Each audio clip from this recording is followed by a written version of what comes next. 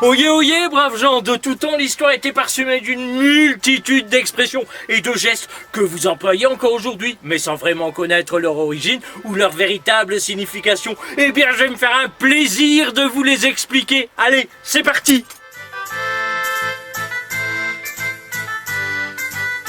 Aujourd'hui, nous allons voir une expression qui nous parle de plaidoyer amoureux, et c'est faire la cour.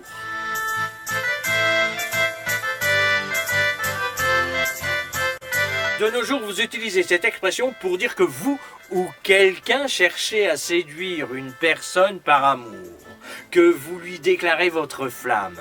Par exemple, je me souviens très bien du jour où j'ai séduit ma femme. Je faisais tout pour elle, le ménage, le repassage, la cuisine. Mais ce qui l'a le plus séduite, c'est quand j'ai fait la cour. Mais d'où vient cette expression ?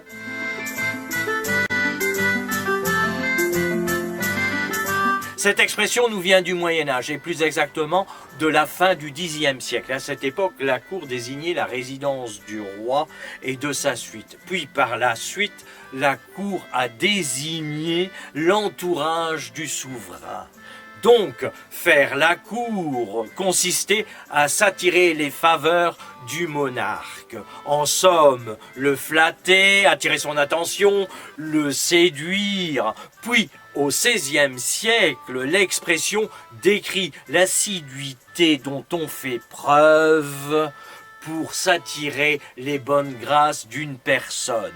Avec le temps, l'expression a décrit la séduction d'une belle pour la conquérir. Voilà d'où vient cette expression.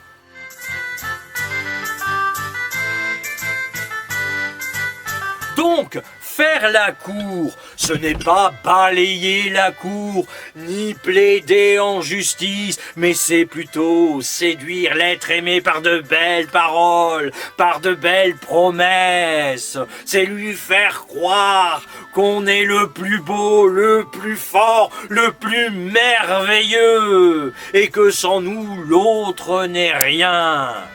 Tiens, la séduction amoureuse aurait-elle pris ses origines aux sources de la politique ? Allez, au revoir et à bientôt. Au revoir.